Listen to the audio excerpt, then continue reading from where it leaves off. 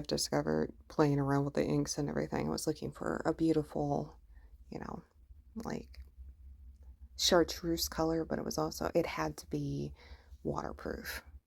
There's a lot of mixture opportunities here. Cloth diapers are fantastic. Um, but we can improve, and this is a great swatching tool as well. It helps create nice little areas in isn't it's not very expensive.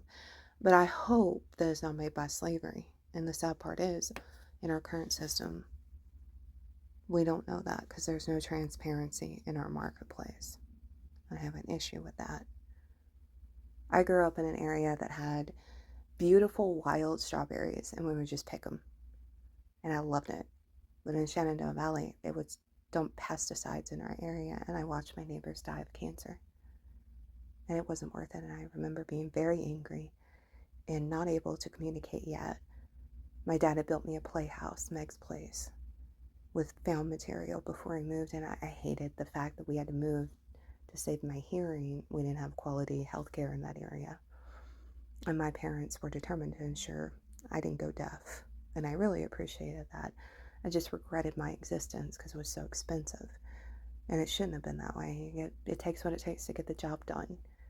And we train Dr. Mangalas, not people who care about others. They just see transactions, objects to exploit. And that's been a problem in our medical system all over, really. And it's been an issue for centuries. And Jesus didn't see it that way. Anyway, before we moved, my mom had her rose garden, and I loved them when it came to the smell of the tea roses. And they're great in salads. But the problem was this. The pesticides poured over everything. And it made us sick. And the companies doing that never took accountability for that. Just like the companies that destroyed West Virginia and all the waterways. Like, the money doesn't buy back my loved ones. It doesn't buy back quality of life. It's morally bankrupt. Restitution and compensation would be you cease and desist your abuses and eco-terrorism. But these companies are trying to buy your silence when they're destroying everything for themselves too. It's stupid. It's dumbnomics, demonomics era. And our justice system was set up to enable it, not call it out.